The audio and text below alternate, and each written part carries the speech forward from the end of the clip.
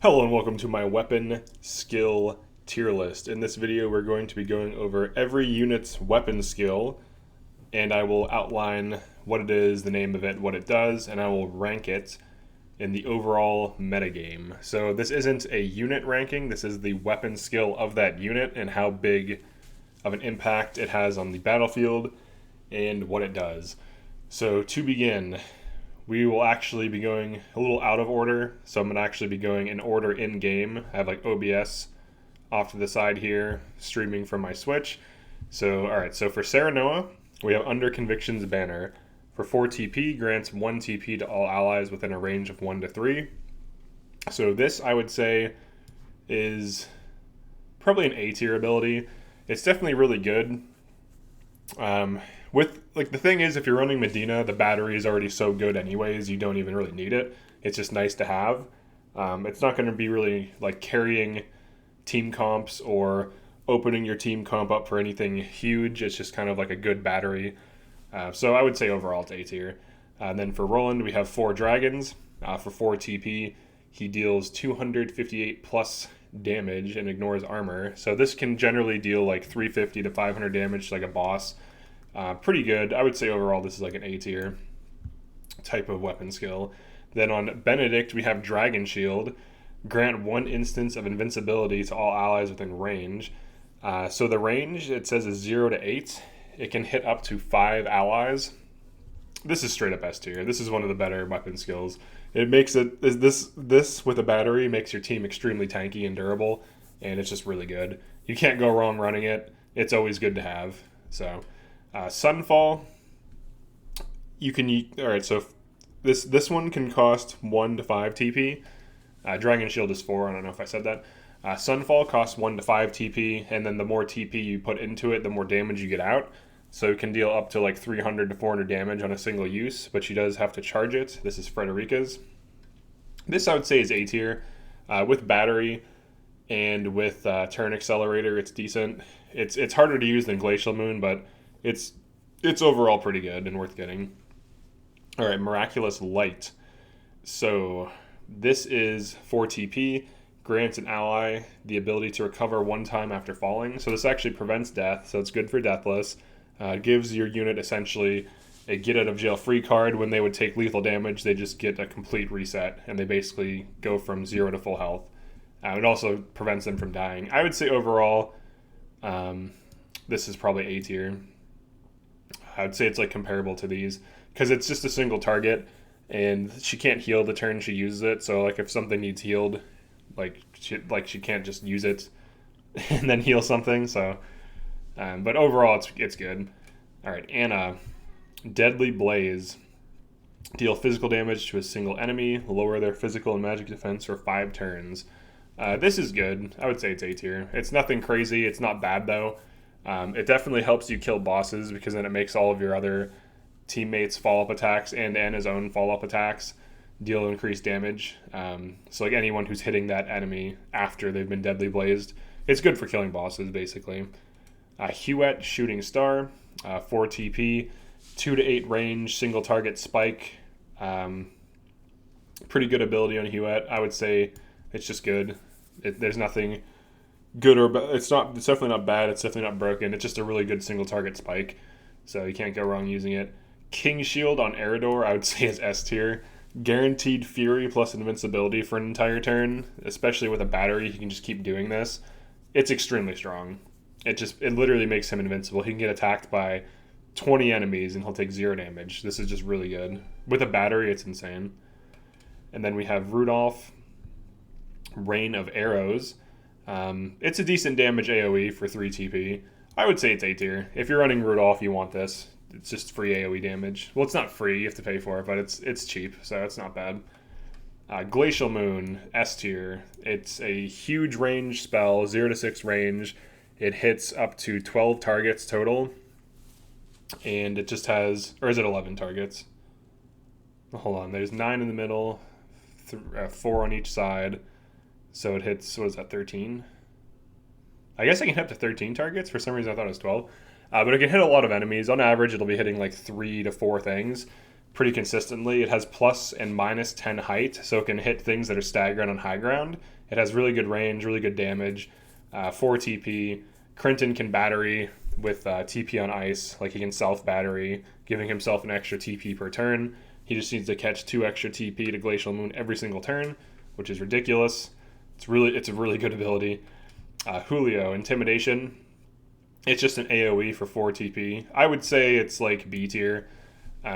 He wants to be transferring his TP to other things that can do bigger nukes. It's good to have and it's decent to use, but for 4 TP, like an AoE on Julio isn't like the best thing. It's not bad, but it's not going to be like winning you games or breaking the game, or you know, he usually doesn't have 4 TP to give unless he's tanking, and in which case he uses this to like combo with some other allies, and then that, like, it's B tier is basically usable sometimes or good sometimes, so that's what it is. Power of Love on Milo. I would say this is S tier. I think that's fair. It's just really good. It's guaranteed tempt at range for 4 TP. She's really evasive, dodgy, and tanky. She's really evasive, tanky, and mobile is what I meant to say. And she can get in and out and, get on a flank or grab high ground with Moon Jump and then Power of Love things. And she can be a really good shutdown unit. And Power of Love is one of the better abilities in the game. Above and Beyond. So this is an overheal on Cordelia. I would say overall this is also A tier. It's expensive to do, and she's also not healing while she's doing this. I mean, this could be used as a heal because it just gives an ally like 400 health. So you could use this as a heal, like a huge spike. But it's about as good as Gila Res. And I've gone over this in previous videos, but essentially the Res is better for overall durability. If you're just going to be using it on single targets, like if you just throw it on like an Eridor, and the overheal is better if you keep spamming it because you can keep pushing something's health further and further up, like indefinitely until it hits like 2,000, 3,000 health. But the opportunity cost of setting this up is huge. Like, unless you have time to do this is not something you're going to be doing. But yeah, that's pretty much it for that. It's good. It's a good ability. Heavy Smash, I'm going to put it B tier. It's a melee charged ability on Travis.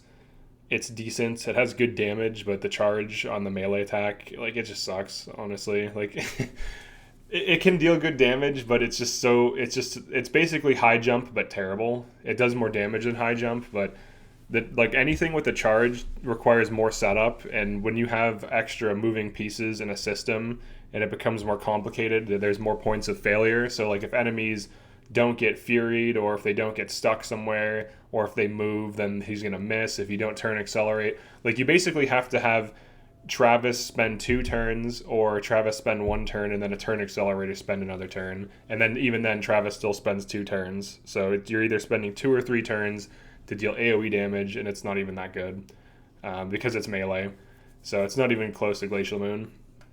Act Again on Trish. I'm gonna say this is like C tier, I guess. Like, it's almost like forced. Like, she has to do this, and that's why it sucks, because like her flaming arrow ability is probably more damaging than her just acting again, unless you're getting follow-up attacks. Actually, no, it isn't. It's like 300 damage. Her basic attack is 200. So Act Again is basically forced on her. It would be better if this was just a passive as a weapon skill. I think that would be better. Then it would be like A tier, but because she can't just act twice, she like has this weird thing where she has to like waste turns, then act twice, and her damage just isn't competitive enough to justify using this. Avlora, Bloody Cross. I would say this is S tier, especially when you're using her correctly. She does like insane damage with low unit count builds, and she's just really good. So easy S tier. Big damage, pushes enemies back. Then we have Hasabara, Catapult. I'm going to say this is C tier as well. I've had a few people mention how good this is, but then whenever I ask like how is it used, because like the thing with Catapult is this: you can reposition like an Eridor, and that's fine, and then he can get damage mitigation from you using Catapult. But the only use case for Catapult really is to throw an ally to safety, or to throw a low mobility unit, specifically like Eridor, into the fray so that he can like King Shield. But Quahog's teleport is way better because Quahog's a better unit than Hasabara.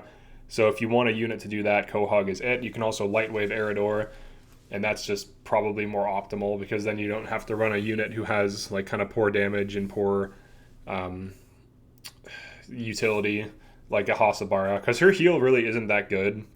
If she could heal at range, if she just had Sanctuary, she'd be a much better unit. Actually, if she had Sanctuary, she'd be A tier because she can just keep trekking and then Sanctuary every turn, and that would be really good. But in this case, she just doesn't have that, so I would say Catapult is like a C tier ability because it's basically a 3 TP teleport for less range, whereas Quahog can do the same thing and it's not even his weapon skill. So I would say it's a pretty bad weapon skill. Next we have Narv, Mystic Beam. I would say this is probably like B tier, maybe A tier. I would say maybe A tier. If you no, because of the line, because it can only hit plus or minus 4 height. So kind of like how Giovanna has the height issue. 4 TP, does decent damage. Compared to his other spells, though, it actually deals like less damage than Scorch. So I think B tier is fair. It can hit more things and heal some things, but overall it's not as good. Then we have we have Medina, Celestial Salve. Honestly, this isn't even really that good. Her main thing is, I think it just heals allies for like 100. It's either 100 or 150 health on the board. Maybe B tier is better. But you almost never need it and you almost never use it. Usually your allies should be close. Like usually, at least for me, my allies are close enough to catch heals. I don't overextend.